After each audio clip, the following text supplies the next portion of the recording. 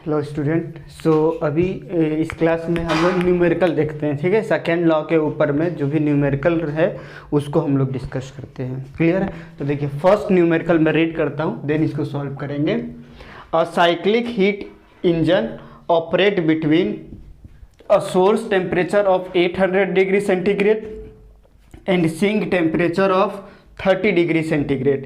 मतलब कि क्या दिया हुआ है, एक हीट इंजन दिया हुआ है। अगर मैं इसका डायग्राम भी साथ में बनाते जाऊं, अगर मैं यहाँ सॉल्यूशन में, तो देखिए ये एक हीट इंजन है। हीट इंजन क्या करता है, पावर को प्रोड्यूस करता है। और इसके दो जो रिजर्वायर हैं, सोर्स और सिंक। तो देखिए सोर्स का टेम्परेचर कितना दिया हुआ है, 800 डिग्री सेंटीग्रेड। क्लियर है? तो इसका ये मान लेते हैं ये T1 टेम्परेचर है और ये T2 टेम्परेचर है। तो इनका टेम्परेचर दिया हुआ है, T1 दिया हुआ है और T2 दिया हुआ है। और आपको याद है मैंने क्या बोला था कि जब भी हम टेम्परेचर को पुट करेंगे तो वो हम किस में करेंगे, केल्विन में पुट करेंगे। तो अगर ये 800 डिग्री सेंटीग्रेड दिया है और इसको केल्विन में जब हम लोग कन्वर्ट करेंगे तो इसमें हमें क्या करना पड़ेगा कि 273 को ऐड करना पड़ेगा। मतलब 800 प्लस 273 हम ऐड कर देंगे तो हमारा केल्विन में टेम्परेचर आ जाएगा, जो हो जाएगा कितना, 103 केल्विन। क्लियर है? वैसे ही जो सिंक का टेम्परेचर है वो 30 दिया है, तो 30 में 273 को ऐड कर लेंगे। मतलब डिग्री सेंटीग्रेड में अगर आप 273 ऐड कर लेंगे तो वो केल्विन में कन्वर्ट हो जाता है। तो ये हमारा हो जाएगा 303 केल्विन। तो इनके बीच का ये टेम्परेचर दिया हुआ है। A cyclic heat engine operate between source temperature 800 मतलब कि 1073 kelvin and sink temperature 30 degree that is 303 kelvin. यहाँ तक का ये डेटा हमको दिया हुआ है, ये क्लियर हो गया। अब क्या बोल रहा है, what is the maximum power develop by engine if it take 100 kilowatt heat from the hot reservoir. Hot reservoir मतलब क्या, कि वो सोर्स के बारे में बात कर रहा है। तो सोर्स से ये क्या बोल रहा है कि it take 100 kilowatt heat from the, मतलब कि यहाँ पे ये जो Q1 होता है इसका अमाउंट कितना दिया हुआ है, 100 किलोवाट दिया हुआ है। और हमें निकालना क्या है कि यहाँ से कितना मैक्सिमम पावर डेवलप होगा, Q नेट मैक्सिमम कितना होगा, ये हमें कैलकुलेट करना है। क्लियर है? तो ये हमारा क्वेश्चन दिया हुआ है। तो देखिए कभी भी जब सेकेंड लॉ का जो क्वेश्चन दिया रहेगा तो सबसे पहले आप रीड करिए। रीड करने के बाद अगर आप ये डायग्राम बना लेते हैं कि क्या क्या डेटा गिवन हुए हैं, T1, T2, Q1, यहाँ पे W होता है, यहाँ पे हीट रिजेक्शन होता है आपका Q2। तो अगर आप इस फॉर्म में अगर आप डायग्राम को बना लेते हैं तो ये मान के चलिए कि आपका 50% काम हो गया। अब चाहें तो आप यहाँ पे लिख भी सकते हैं कि गिवन डेटा क्या क्या दिया हुआ है। तो गिवन डेटा में हमें क्या क्या दिया हुआ है, तो जो सोर्स का टेम्परेचर है जिसको कि मैं T1 बोल रहा हूँ वो दिया हुआ था कितना, 800 दिया हुआ था। उसमें मैं 273 को ऐड कर दिया तो 1073 केल्विन हो गया।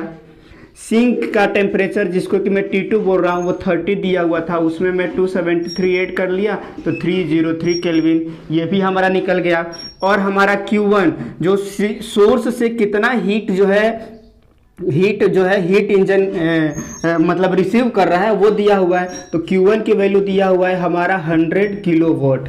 इतना डेटा मेरे को दिया हुआ है और हमें W मैक्सिमम कितना होगा ये हमें निकालना है। तो देखिए W मैक्सिमम बोलने का मतलब क्या बोलने की कोशिश कर रहा है, अगर हम लोग, आपको कार्नोट इंजन, अगर कार्नोट थ्योरम याद आ रहा होगा जो कि पिछले क्लास में हम लोग डिस्कस किए हैं, कि उसमें क्या हुआ था, दो थ्योरम था। एक क्या बोला था कि अगर सेम अगर दो T1 और T2 को अगर हम फिक्स कर दें, मतलब कि अगर सेम टेम्परेचर डिफरेंस के बीच में अगर आपका एक रिवर्सिबल इंजन भी काम कर रहा है और एक इरिवर्सिबल इंजन भी काम कर रहा है, तो दोनों में अगर हम कंपेयर करें तो जो रिवर्सिबल साइकिल होता है उसकी इफिशियंसी ज्यादा होती है। क्लियर है? As compare to irreversible cycle. इसका मतलब अगर रिवर्सिबल साइकिल की इफिशियंसी ज्यादा हो रही है, मतलब वो ज्यादा पावर आउटपुट निकालने की कोशिश करेगा, तो इसका मतलब क्या हो गया कि कहीं ना कहीं ये बोलने की कोशिश कर रहा है, ये जो मैक्सिमम वर्ड यूज कर दिया कि मैक्सिमम पावर डेवलप। तो मैक्सिमम पावर कौन डेवलप करेगा, जब वो पर्टिकुलर हीट इंजन रिवर्सिबल हो जाएगा।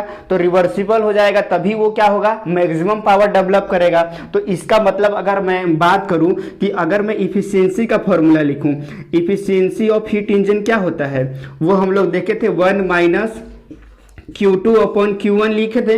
ये सबके लिए होता है, reversible as well as irreversible. लेकिन अगर मैं ये बात करूं कि हमारा जो अगर हीट इंजन जो है अगर वो रिवर्सिबल हो जाता है, मैं R टेम्स फॉर रिवर्सिबल, तो उस केस में मैं लिख सकता हूं कि इफिशियंसी इक्वल टू हो जाएगा 1 minus T2 upon T1। Clear है? ये क्यों हुआ? क्योंकि ये रिवर्सिबल साइकिल के लिए हो गया। और रिवर्सिबल साइकिल क्यों? क्योंकि ये बोल रहा है कि इस सेम रेंज में एक 830 डिग्री अगर इसके बीच में अगर एक हीट इंजन ऑपरेट कर रहा है तो सबसे मैक्सिमम पावर डेवलप, और मैक्सिमम पावर कौन डेवलप करेगा? Reversible engine. क्यों रिवर्सिबल इंजन सबसे ज्यादा पावर डेवलप करेगा? क्योंकि कार्नोट थ्योरम ये बोलता है कि अगर सेम टेम्परेचर लिमिट के बीच में रिवर्सिबल इंजन भी काम कर रहा है और इरिवर्सिबल इंजन भी काम कर रहा है, तो जो रिवर्सिबल साइकिल की इफिशियंसी होती है वो ज्यादा होगी as compare to irreversible cycle. और हमको ये भी पता है कि सारे रिवर्सिबल इंजन जो सेम टेम्परेचर लिमिट में काम करता है तो सबका इफिशियंसी बराबर होता है। तो अल्टीमेटली हम ये कंक्लूड कर सकते हैं कि अगर सेम टेम्परेचर लिमिट के बीच में रिवर्सिबल और एज वेल एज इरिवर्सिबल काम करेंगे तो रिवर्सिबल साइकिल की इफिशियंसी ज्यादा होगी। और अगर इफिशियंसी ज्यादा हो रही है तो सेम इनपुट के लिए हमारा वर्क आउटपुट भी वो ज्यादा हो जाएगा। मतलब कहीं ना कहीं अगर ये मैक्सिमम पावर डेवलप बोल दिया, मतलब वो बोलने की कोशिश कर रहा है कि साइकिल को आप रिवर्सिबल कंसीडर करिए। क्लियर है? तो अगर हम रिवर्सिबल साइकिल कंसीडर करेंगे तो इफिशियंसी का फॉर्मूला हो जाएगा 1 माइनस T2 अपॉन T1। ये हम लोग डिस्कस किए हैं कि रिवर्सिबल साइकिल को सिंक और सोर्स के टेम्परेचर के टर्म्स में भी हम लिख सकते हैं। तो अगर हम यहाँ से सॉल्व करेंगे तो हमारा क्या हो जाएगा 1 माइनस 303 डिवाइडेड बाई 1073। तो इसको हम लोग सॉल्व करते हैं, कितना हमारा एफिशिएंसी आ रहा है।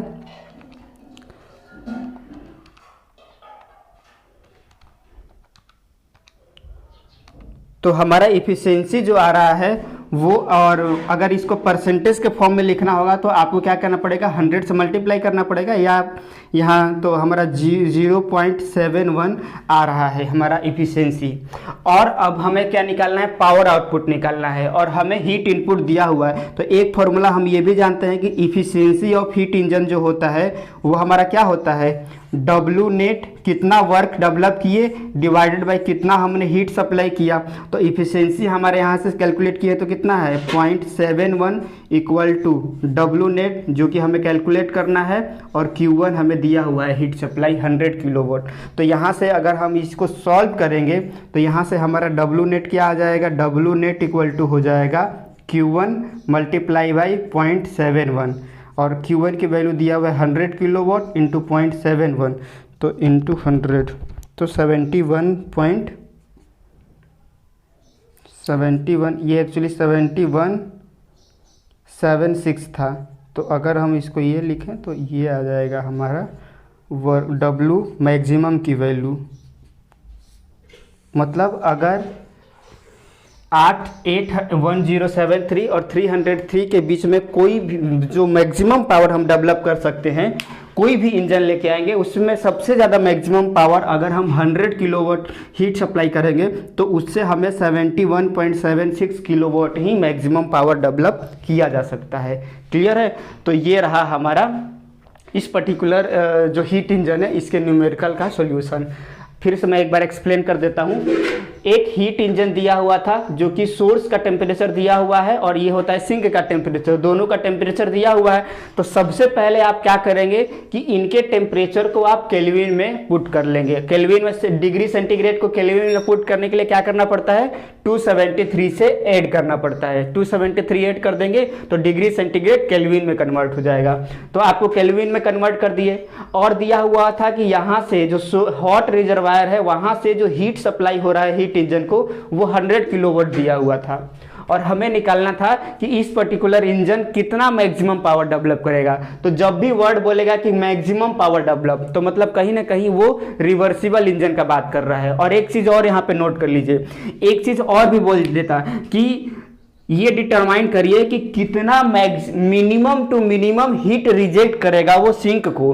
तो देखिए अगर मैं यहाँ से Q1 अमाउंट ले रहा हूँ तो इसका मैक्सिमम पार्ट अगर मैं W नेट वर्क में प्रोड्यूस कर दूंगा तो ऑब्वियसली यहाँ पे जो रिजेक्शन होगा वो क्या हो जाएगा। जब यहाँ मैक्सिमम हम पावर डेवलप कर रहे हैं तो रिजेक्शन सबसे मिनिमम से मिनिमम होगा, तो वो भी कहीं ना कहीं रिवर्सिबल हीट इंजन का ही बात करेगा।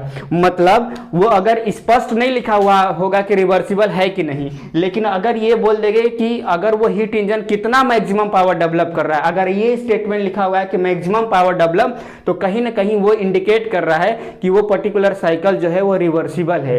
और दूसरा इंडिकेशन क्या दे सकता है कि कितना मिनिमम टू मिनिमम, अगर आप चाहें तो अपने क्वेश्चन में आप नोट भी कर लीजिए कि Q2 की वैल्यू कितना होगा, और ये आपका होमवर्क रहेगा, ये आपको सॉल्व करना होगा कि कितना मिनिमम हीट रिजेक्शन होगा। आप चाहो तो यहाँ पे एक दूसरा भी लिख सकते हो कि सेकेंड पार्ट आपको कैलकुलेट करना है कि calculate minimum heat rejection, calculate minimum heat rejection. तो अगर ये भी वर्ड लिख देगा कि कितना मिनिमम हीट रिजेक्शन हो रहा है, तो वो भी आप यहां से क्या कर, उससे भी आपको क्या समझने की कोशिश करना है कि मिनिमम तभी होगा जब मैक्सिमम पावर यहां पे डेवलप कर रहे हैं। भाई जितना हीट दिए उसका सबसे ज्यादा से ज्यादा पार्ट हम डेवलप कर लिए या उसको ज्यादा यूटिलाइज कर लिए, तो जो यहाँ पे रिजेक्शन होगा वो मिनिमम से मिनिमम होगा। तो अगर ये भी बोल देगा कि calculate minimum heat rejection to the sink, तो भी वो कहीं ना कहीं रिवर्सिबल इंजन का बात कर रहा है। और आप ये कैसे निकालेंगे, तो अब देखिए टोटल है यहाँ पे हीट एनर्जी बैलेंस कर लीजिए। Q1 टोटल अमाउंट हीट आया, उसका कुछ पार्ट W नेट में कन्वर्ट हुआ और कुछ पार्ट हीट रिजेक्शन के फॉर्म में आया। अब ये हमारा दिया हुआ है 100 किलोवाट 71.73, ये हम लोग डेवलप किए हैं, और ये Q2 हो जाएगा। तो आप 100 में से इसको माइनस कर देंगे तो Q2 की वैल्यू आ जाएगी। क्लियर है ये? तो ये रहा हमारा फर्स्ट पार्ट। अब हम लोग मूव ऑन करते हैं सेकेंड न्यूमेरिकल के ऊपर में। तो देखिए मैं रीड करता हूं, देन इसको सॉल्व कर लेंगे। इसको आप लोग नोट डाउन कर लीजिएगा, ठीक है, लास्ट में नोट डाउन कर। देखिए क्या बोल रहा है, और रेफ्रिजरेटर फ्रीजर, मतलब रेफ्रिजरेटर के अंदर में जो एक ऊपर में फ्रीजर रहता है, तो उस freezer maintain at -15 degree centigrade. मतलब वो रेफ्रिजरेटर के अंदर का जो टेम्परेचर दिया हुआ है वो -15 डिग्री सेंटीग्रेड दिया हुआ है, 15, एंड एम्बिएंट टेम्परेचर, मतलब अल्टीमेटली ये जो लोअर टेम्परेचर, मैं अगर इसको बनाते जाऊं तो रेफ्रिजरेटर का हम लोग किस तरीके से डायग्राम बनाए थे, ये एक R है, रेफ्रिजरेटर है, जिसका कि ये जो बॉडी बोलते हैं, तो इस बॉडी का टेम्परेचर कितना दिया हुआ है, -15 डिग्री। तो अगर इसको मुझे केल्विन में कन्वर्ट करना पड़ेगा, तो इसको अगर मैं T1 लिखूं तो ये कितना हो जाएगा, -15 डिग्री प्लस 273 डिग्री। तो हाँ, अगर हम इसको सॉल्व करेंगे तो कितना हो जाएगा, 273 258 केल्विन।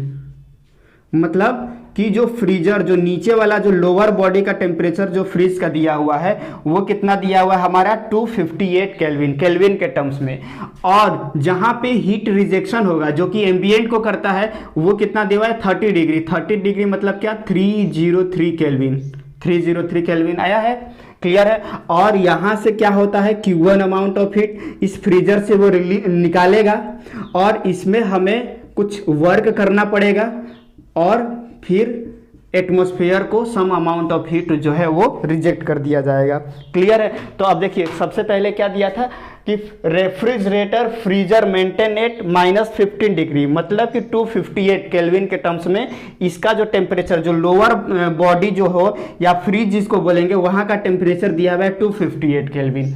और एम्बिएंट टेम्परेचर, जहां पे हीट जो रेफ्रिजरेटर रिलीज करेगा, जो फ्रीज के पीछे में जो कंडेंसर लगा रहेगा वो रिलीज हीट करेगा, वो टेम्परेचर रूम को करेगा, यानी एम्बिएंट को करेगा, तो उसका टेम्परेचर दिया हुआ है 303 केल्विन। तो यहां तक हमारा ये जो डेटा दिया हुआ है वो क्लियर हो गया।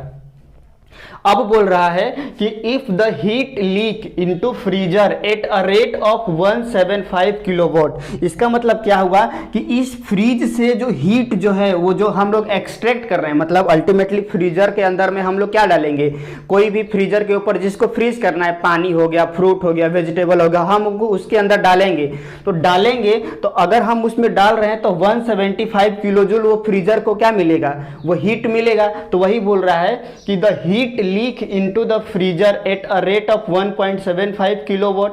मतलब कि अगर हम उस फ्रीजर में कोई भी ऑब्जेक्ट डालते हैं जिसको ठंडा करना है, तो फ्रीजर को उस पर्टिकुलर ऑब्जेक्ट के कारण 175 किलोवाट ऑफ हीट उसको मिलेगा।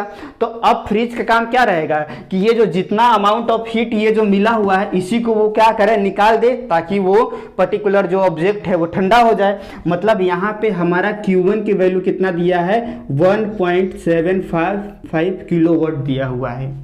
क्लियर है यहाँ तक? ये दिया हुआ है if heat leak into freezer, freezer से हीट जो लीक हो रहा है, और वो लीक कैसे होगा कि जब फ्रीजर को खोलेंगे उसमें कोई ऑब्जेक्ट डालेंगे तो वो उतना अमाउंट ऑफ एनर्जी अपना लेके आया हुआ है। अब फ्रीजर का काम रहेगा कि उसके उतना अमाउंट ऑफ एनर्जी को निकालना, लीक करना। तो वही यहाँ पे Q1 की वैल्यू दिया है 1.75 किलोवाट।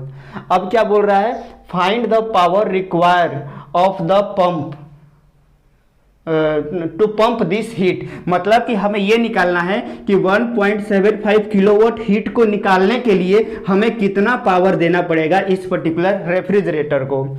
और लास्ट में ये भी क्या बोल दिया है कि कंसीडर रिवर्सिबल रेफ्रिजरेटर। तो अगर रिवर्सिबल रेफ्रिजरेटर अगर यहाँ पे डायरेक्टली दे दिया है तो भी हम समझ जाएंगे कि कहीं ना कहीं वो रिवर्सिबल के बारे में बोलेगा। या अगर ये बोलता कि कितना मिनिमम से मिनिमम पावर, क्योंकि देखिए जब हीट इंजन का बात करेगा तो अगर वो रिवर्सिबल होगा तो वो मैक्सिमम से मैक्सिमम पावर डेवलप करेगा। लेकिन अगर यहाँ पे अगर ये रिवर्सिबल नहीं भी दे देता, बस ये लिख देता कि find the power minimum power required, यहाँ पे अगर ये वर्ड लिख देता कि मिनिमम पावर रिक्वायर्ड, तो भी हमको ये कंसीडर करना पड़ेगा कि ये रिवर्सिबल इंजन के बारे में बात कर रहा है। क्लियर है? क्योंकि देखिए जब कोई भी रिवर्सिबल है मतलब वो ज़्यादा इफिशियंट है। ज़्यादा इफिशियंट है तो मतलब अगर हमें वर्क लेना होगा तो वो ज़्यादा वर्क आउटपुट देगा, और अगर हमें देना होगा तो कम पावर देने में ही वो ज़्यादा। जैसे आप लोग एलईडी बल्ब के बारे में या फिर कोई भी फ्रिज व्रिज के बारे में अगर आप मार्केट में जाएंगे तो बोलता है 3 star rating, 4 star rating, 5 star rating. मतलब वो क्या बताने की कोशिश कर रहा है कि जितना ज़्यादा स्टार रहेगा, तो अगर मैं बल्ब लेता हूँ 5 स्टार रेटिंग वाला तो वो कम इलेक्ट्रिसिटी में ज़्यादा रोशनी देगा। क्लियर है? तो इसका मतलब वो ज़्यादा इफिशियंट हुआ, तो ज़्यादा इफिशियंट हुआ तो मतलब अगर ये बोल रहा है कि यहाँ पे हम पावर देने की कोशिश कर रहे हैं, ये कंज्यूम कर रहा है, तो जब कंज्यूम कर रहा है तो अगर वो रिवर्सिबल इंजन है, इसका मतलब कि वो कम पावर मतलब कम एनर्जी लेके ज़्यादा हमें कूलिंग इफेक्ट देगा। इसीलिए अगर आप 3 स्टार फ्रिज लेंगे और 5 स्टार फ्रिज लेंगे, दोनों में डिफरेंस क्या रहेगा कि जो 5 स्टार रहेगा वो कम आपका इलेक्ट्रिसिटी कंज्यूम करेगा और ज्यादा वो फ्रीजिंग वाला काम करेगा, ज्यादा रेफ्रिजरेटिंग इफेक्ट देगा as compare to 3 star. Clear है? तो इसका मतलब अगर रिवर्सिबल हीट इंजन यहाँ पे अगर मिनिमम पावर लिख देगा तो भी आपको ये कंसिडर करना है कि वो रिवर्सिबल रेफ्रिजरेटर के बारे में बात कर रहा है। क्लियर है? तो अगर मैं यहाँ पे चाहूँ तो डेटा लिख लेते हैं, हमें क्या क्या दिया गया है। गिवन डेटा में हमें दिया गया है कि फर्स्ट जो सिंक का टेम्परेचर है, जो कि T1 से हम डिनोट कर रहे हैं, तो सिंक का टेम्परेचर हमें दिया हुआ है 258 केल्विन। मैं डायरेक्टली यहाँ पे लिख ले रहा हूँ, मतलब -50 + 273 258 हो जाएगा। और T2 अगर आप चाहो तो यहाँ पे लिख लो सिंक का टेम्परेचर, और ये है सोर्स का टेम्परेचर, या सोर्स के जगह में आप ये लिख लेंगे कि एम्बिएंट का टेम्परेचर, एम्बिएंट टेम्परेचर, और यहाँ पे फ्रीज का टेम्परेचर, फ्रीजर का टेम्परेचर। क्लियर है? वो हमारा कितना दिया हुआ है 303 केल्विन। और क्या दिया हुआ है, कितना अमाउंट ऑफ हीट लीक हो रहा है, मतलब Q1 के वैल्यू दिया है 1.75 किलोवाट। और हमें निकालना क्या है कि कितना मिनिमम से मिनिमम पावर इसको चलाने के लिए लगेगा। क्लियर है? तो ये हमें डेटा दिया हुआ है। तो अब अभी आपको देखिए, आपको ये वाला चीज़ें निकालना है। तो इसके निकालने के लिए आप सोचिए कि हम लोग क्या क्या पढ़े हैं। तो हमको एक ही फॉर्मूला पढ़े हैं, एक COP ऑफ रेफ्रिजरेटर। वो क्या होता है कि कितना हमें डिजायर इफेक्ट मिला और उसके लिए हमें कितना पावर देना पड़ा, यही फॉर्मूला हम लोग पढ़े हैं। इसके अलावा अगर हम रिवर्सिबल इंजन का बात कर रहे हैं तो उसके लिए भी हमारा एक COP के पढ़े थे कि क्या होता है कि यहाँ पे बॉडी का temperature divided by divided by ambient और बॉडी के टेम्परेचर का डिफरेंस। तो अगर हम इस टेम्परेचर को केल्विन के टर्म्स में लिख देंगे तो वो भी हमारा COP के बराबर होगा। मतलब अगर हम इन दोनों को कंपेयर करें तो हम लिख सकते हैं कि COP equal to T1 upon T2 minus T1 equal to Q1 upon W, ऐसा लिख सकते हैं। तो अब हम लोग वैल्यू अगर हम पुट करें तो T1 की वैल्यू कितना है 258 दिया हुआ है, divided by 303 minus 258 equal to Q1 की वैल्यू दिया है 1.75 और W जो मिनिमम वर्क कितना होगा वो हमें निकालना है। तो जब हम इसको सॉल्व करेंगे तो हमारा वैल्यू आ जाएगा। तो सबसे पहले हम COP निकाल लेते हैं, कितना रहा है 258 डिवाइडेड बाई 303 माइनस 258। तो COP की वैल्यू आ रहा है हमारा 5.73 equal to 1.75 divided by W। तो W यहाँ से हमारा हो जाएगा कितना, W इधर आएगा और इसको डिवाइड कर देंगे तो 1.75 डिवाइडेड बाई 5.73, 1.75 डिवाइडेड बाई 5.733। तो ये हमारा आ जाएगा 0.305 किलोवाट। मतलब कि हमें इतना पावर जो है वो फ्रिज को देना पड़ेगा ऑपरेट करने के लिए। तो ये हमारा हो गया आंसर। क्लियर है? सो होप दिख रहा होगा आपको।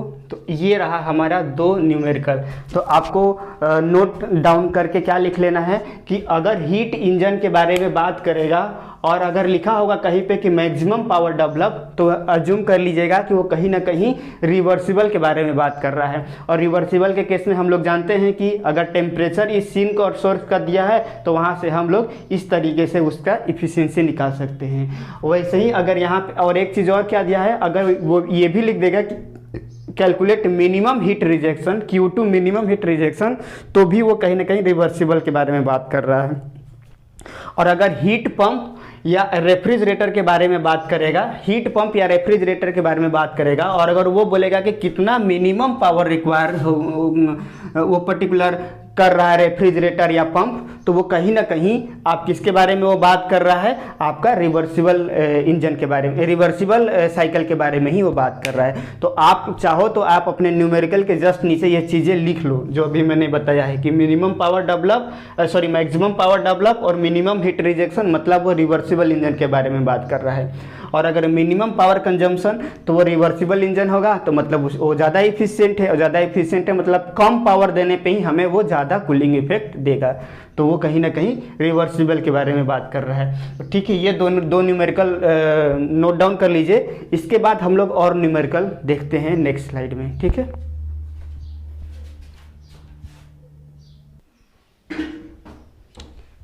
चलिए। सो 2 न्यूमेरिकल हो गया। अब हम लोग न्यूमेरिकल नंबर 3 और न्यूमेरिकल नंबर 4 को देखते हैं। तो देखिए, जो न्यूमेरिकल नंबर 3 है उसको हम लोग पढ़ते हैं, देन इसको सॉल्व करने की कोशिश करेंगे।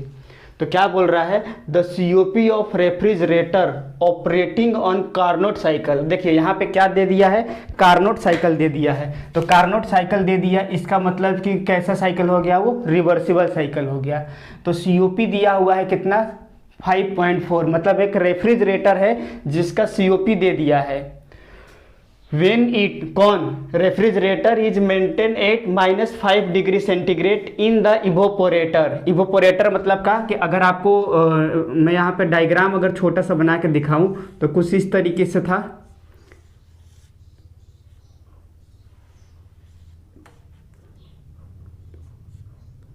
याद आ रहा है, ये हमारा क्या होता था, कंडेंसर होता था। ये हमारा क्या होता था, इवोपोरेटर होता था। ये हमारा क्या होता था, कंप्रेसर होता था।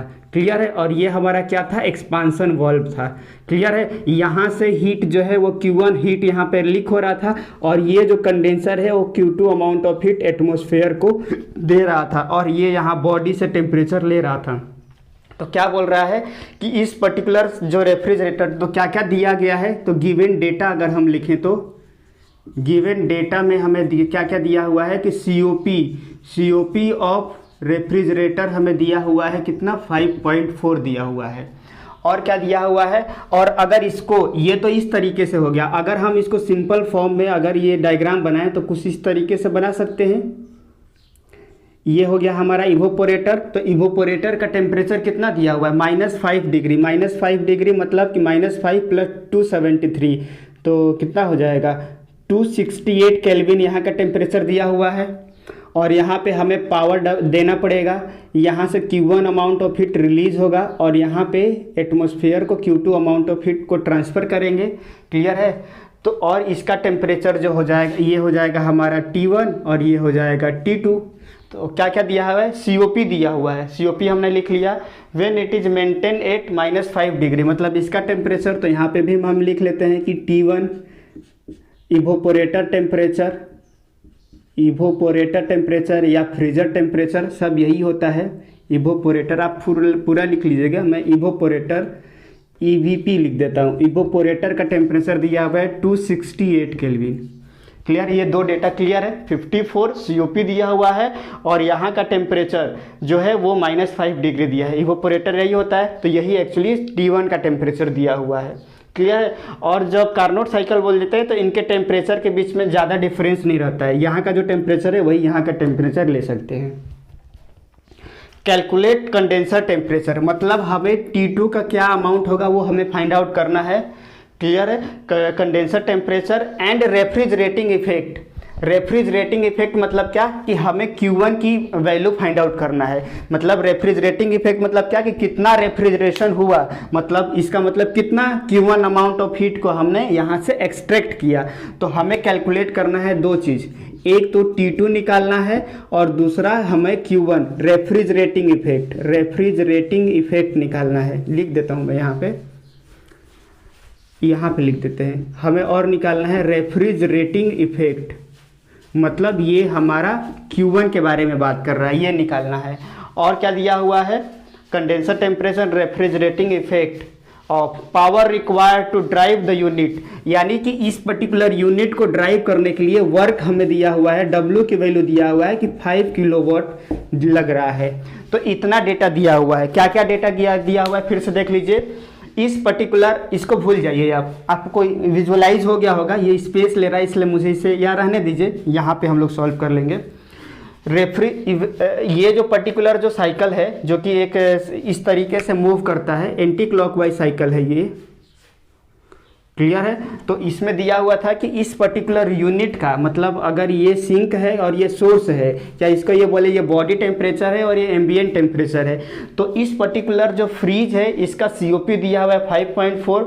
ये जो इवोपोरेटर टेम्परेचर है, यहाँ का जो टेम्परेचर है या इसको फ्रीजर का टेम्परेचर कहेंगे, वो दिया हुआ है -5 डिग्री दिया है, तो उसको हमने केल्विन में कन्वर्ट कर दिया 268 केल्विन। और इस पर्टिकुलर यूनिट को ड्राइव करने के लिए ये जो पावर W की ज़रूरत होगा वो दिया है 5 किलोवाट। और हमें निकालना है कि T2 कितना टेम्परेचर होगा, यहाँ का टेम्परेचर कितना होगा, और रेफ्रिजरेटिंग इफेक्ट मतलब कि यहाँ से कितना अमाउंट ऑफ हीट हम लोग एक्सट्रैक्ट कर रहे हैं वो हमें निकालना है Q1 की वैल्यू। तो रेफ्रिजरेटिंग इफेक्ट मतलब ये निकालना है। देखिए न्यूमेरिकल बनाने से यही कंसेप्ट क्लियर होता है कि अलग अलग टर्म्स आते हैं। कभी कभी हम लोग जब थ्योरी पढ़े रहते हैं तो उसमें वो टर्म्स नहीं आए रहते हैं या वो हम लोग ने एक्सप्लेन नहीं किए रहते हैं, तो वो न्यूमेरिकल के माध्यम से ही क्लियर होता है। तो अब रेफ्रिजरेटिंग इफेक्ट अगर कहीं पे आएगा तो मतलब समझिएगा कि वो कहीं ना कहीं Q1 निकालना है, कितना पावर डेवलप करना है, मतलब कि इस पर, या ये ऐसे भी बोल देगा कि इतना रेफ्रिजरेटिंग इफेक्ट को करने के लिए कितना पावर लगेगा। तो पावर लगेगा तो मतलब वो W के बारे में बात कर रहा है। तो यहाँ पे W दिया हुआ है, रेफ्रिजरेटिंग इफेक्ट निकालना है। तो चलिए हम लोग इसको सॉल्व करते हैं। तो कार्नोट साइकिल दिया हुआ है, तो अगर मैं COP के बारे में बात करूं, क्योंकि यही एक फॉर्मूला हमें पता है, तो COP इक्वल टू क्या होता है, रेफ्रिजरेटिंग इफेक्ट अपॉन कितना हमने वर्क दिया, या इसको टेम्परेचर के फॉर्म में लिखें तो यहाँ का टेम्परेचर, सिंक का टेम्परेचर अपॉन दोनों के टेम्परेचर के बीच का डिफरेंस, ये हमें पता है। तो पहले हमें निकालना है क्या, T2 निकालना है, या रेफ्रिजरेटिंग इफेक्ट भी निकाल सकते हैं। तो देखिए COP हमारा कितना दिया है, 5.4 दिया हुआ है, इक्वल टू रेफ्रिजरेटिंग इफेक्ट हमें निकालना है, या इसको हम Q1 भी बोल सकते हैं, और W हमें कितना दिया हुआ है 5 किलोवाट। तो ये 5 किलोवाट, तो यहाँ से हमारा Q1 की वैल्यू कितना आ जाएगी, Q1 की वैल्यू हो जाएगी 5 × 5.4। तो इसको सॉल्व कर लीजिए, तो ये आ जाएगा 5 × 5.4 27 किलोवाट, 27 किलोवाट आ जाएगा। ठीक है, तो पहला चीज़ हमारे ये रेफ्रिजरेटिंग इफेक्ट निकल गया। अब सिंक का टेम्परेचर निकालना है, तो देखिए, और फिर हम क्या लिख सकते हैं, यहाँ पे लिख लेते हैं COP इक्वल टू हमारा क्या है T1 upon T2 minus T1, तो डायरेक्ट वैल्यू पुट कर देते हैं, तो हमें अच्छा लिख ही लेते हैं COP equal to T1 upon T2 minus T1। COP की वैल्यू कितना दिया है 5.4 दिया हुआ है। T1 मतलब रेफ्रिजरेटर है, तो यहाँ का टेम्परेचर दिया हुआ है तो 268 दिया हुआ है, अपॉन T2 जो कि हमें निकालना है माइनस 268। अब हम लोग इसको सॉल्व करेंगे तो यहाँ से हमारा T2 आ जाएगा, तो और इसको हम लोग सॉल्व करके क्या लिख सकते हैं T2 minus 268 equal to 268 divided by 5.4, तो T2 इक्वल टू हो जाएगा 268 प्लस 268 अपॉन 5.4। अब इसको सॉल्व कर लेते हैं तो हमारा वैल्यू आ जाएगा 268 प्लस, तो हमारा वैल्यू आ जाएगा 317.6, 317.6 केल्विन में आएगा। तो ये कंडेंसर का टेम्परेचर आ जाएगा हमारा कितना, ये वैल्यू, और ये हमारा रेफ्रिजरेटिंग इफेक्ट हो जाएगा। क्लियर है? तो होप आपको समझ में आ गया होगा। क्या दिया हुआ था, COP दिया हुआ था इस पर्टिकुलर का, यहाँ का टेम्परेचर दिया हुआ था, तो यहाँ का टेम्परेचर दिया है, तो COP और यहाँ के इन दोनों टेम्परेचर के बीच में हमें रिलेशन पता है कि COP इक्वल टू होता है T1 upon T2 minus T1, तो वो COP equal to T1 upon T2 minus T1 value को पुट करेंगे COP का T1 के वैल्यू, तो यहाँ से हमारा T2 निकल जाएगा। और दूसरा चीज़ क्या निकालना था, रेफ्रिजरेटिंग इफेक्ट, मतलब हमें Q1 निकालना था, तो उसके लिए भी हमें पता है कि COP इक्वल टू होता है रेफ्रिजरेटिंग इफेक्ट अपॉन W, तो COP दिया हुआ है, रेफ्रिजरेटिंग वर्क दिया हुआ है, तो हमें रेफ्रिजरेटिंग इफेक्ट यहाँ से निकल जाएगा। तो इस तरीके से जो है ये वाला न्यूमेरिकल हमारा कंप्लीट हो गया। अब हम लोग नेक्स्ट जो है वो इसको सॉल्व करने की कोशिश करते हैं। तो क्या बोल रहा है नेक्स्ट न्यूमेरिकल, देखिए, the Carnot refrigerator required 1.3 kilowatt power of refrigerating effect of 1 ton. The refrigerator maintain at 273 kelvin. तो find COP and temperature of heat rejection, ये दो चीज़ हमें निकालना है। तो फिर से हम लोग वही करेंगे, गिवन डेटा क्या क्या है तो वो देख लेते हैं। तो गिवन डेटा में देखिए क्या बोल रहा है, और कार्नोट रेफ्रिजरेटर, कार्नोट मतलब reversible, Carnot refrigerator required 1.3 kilowatt power for refrigerating effect, मतलब कि हमें क्या क्या दिया हुआ है कि अगर हमें 1 टन रेफ्रिजरेटिंग इफेक्ट को करने के लिए हमें 1.3 किलोवाट पावर की ज़रूरत पड़ रही है। मतलब अगर मैं इसका डायग्राम यहाँ पे बना दूँ छोटा सा, तो इस तरीके से, तो ये बोलने की कोशिश कर रहा है कि अगर यहाँ से हमें 1 टन, अब देखिए ये टन में दिया हुआ है, 1 टन ऑफ रेफ्रिजरेटिंग इफेक्ट करने के लिए हमें 1.3 किलोवाट पावर देना पड़ रहा है। और यहाँ का टेम्परेचर हमारा क्या हो जाएगा, T1 हो जाएगा, जिसको कि हम लोग इवोपोरेटर का टेम्परेचर बोलेंगे, ये कंडेंसर का टेम्परेचर हो जाएगा। यही बोल रहा है, Carnot refrigerator required 1.3 kilowatt power. इस कार्नोट साइकिल को चलाने के लिए कितना पावर रिक्वायर्ड है, 1.3 kilowatt power for a refrigerating effect of 1 ton. मतलब कि रेफ्रिजरेटिंग इफेक्ट क्या होता है, ये Q1 होता है, ये कितना अमाउंट ऑफ हीट हम लोग निकाल रहे हैं वो किस में दिया है, 1 टन में दिया हुआ है। तो आपको अगर याद आ रहा होगा कि जब हम लोग कंपैरिजन पढ़े थे तो वहां पे रेफ्रिजरेटर का यूनिट टन होता है, तो वो टन के बारे में हम लोग डिस्कस किए थे। अब यहाँ पे देखिए किलोवाट में दिया हुआ है, तो 1 टन को हम लोग किसमें कन्वर्ट कर लेंगे, किलोवाट में कन्वर्ट कर लेंगे। तो अगर आपको याद आ रहा होगा तो 1 टन का जो वैल्यू होता है वो हम लोग सॉल्व किए थे। कितना होता था, 1000 आइस को मेल्ट करने के लिए 335 किलोवाट जो लेटेंट हीट होता है आइस को, और 24 घंटे में वो मेल्ट होगा। और अगर उसको हम किलोवाट मतलब सेकेंड में बात करें तो ये वैल्यू आ जाएगा 3.517 किलोवाट। मतलब अल्टीमेटली यहाँ पे हमारा जो Q1 की वैल्यू है, जो रेफ्रिजरेटिंग इफेक्ट है Q1, उसकी वैल्यू कितना हो जाएगा 3.517 किलोवाट। हमें पावर रिक्वायर्ड कितना दिया हुआ है, 1.3 किलोवाट इसको पावर लग रहा है। और क्या दिया हुआ है, the refrigerator maintain at 273, direct kelvin में दे दिया है, मतलब ये 277 केल्विन में ये टेम्परेचर दिया हुआ है, मेंटेन किया है। तो हमें फाइंड आउट क्या करना है कि इस पर्टिकुलर रेफ्रिजरेटर का COP निकालना है and temperature of heat rejection. तो हीट रिजेक्शन ये है, यहाँ पे हीट का रिजेक्ट हो रहा है, तो इस टेम्परेचर को हमें निकालना है। क्लियर है?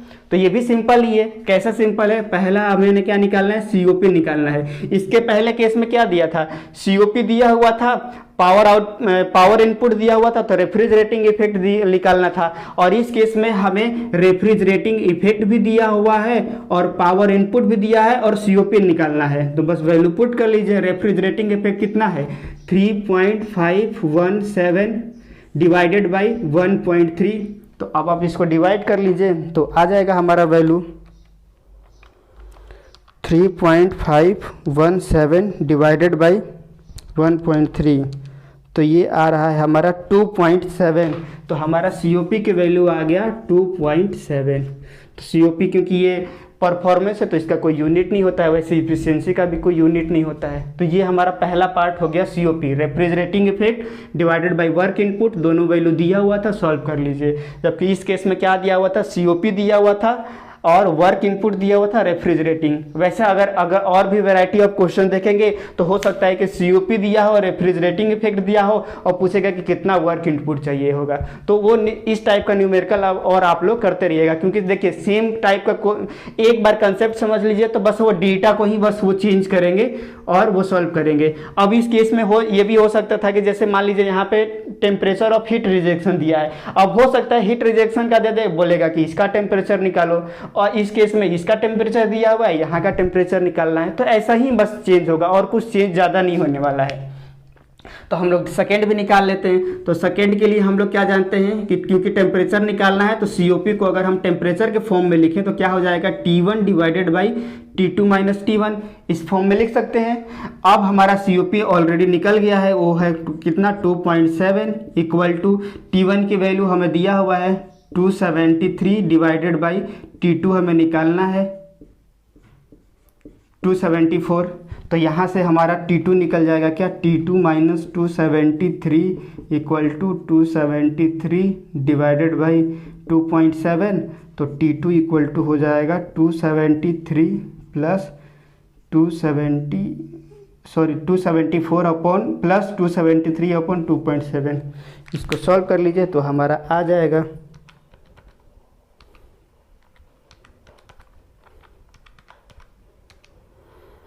ये वैल्यू आ रहा है 338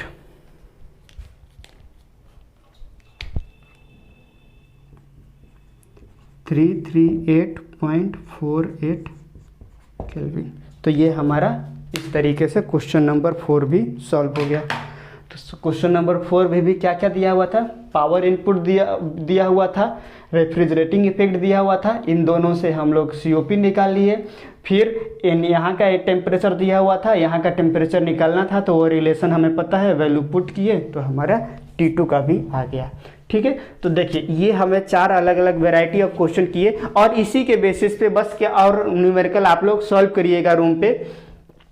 बस करना क्या रहे, डेटा को चेंज कर देगा, कभी रेफ्रिजरेटिंग इफेक्ट दे देगा, COP दे देगा, वर्क इनपुट निकालने को देगा, तो कभी आपको पावर आउटपुट दे देगा, पावर इनपुट दे देगा, COP दे देगा, रेफ्रिजरेटिंग इफेक्ट, या ये दोनों दे देगा कि COP निकालो। एक का टेम्परेचर दे देगा तो दूसरे का टेम्परेचर को पूछने की कोशिश करेगा। तो इस तरीके से बस आपको याद क्या रखना है कि रेफ्रिजरेटिंग इफेक्ट किसको बोलते हैं, 1 टन ऑफ रेफ्रिजरेशन का वैल्यू कितना होता है, आप चाहो तो डायरेक्ट याद भी कर लो कि 1 टन इक्वल टू 3.5 किलोवाट में हो जाता है। क्लियर है। और कब मिनिमम कब मैक्सिमम उसको समझना है रिवर्सिबल में। तो यही सब है। तो और जितना न्यूमेरिकल आप लोग सॉल्व करिए, अगर कुछ डाउट होता है तो आप बताइए, हम उसको सॉल्व करेंगे। ठीक है, चलिए।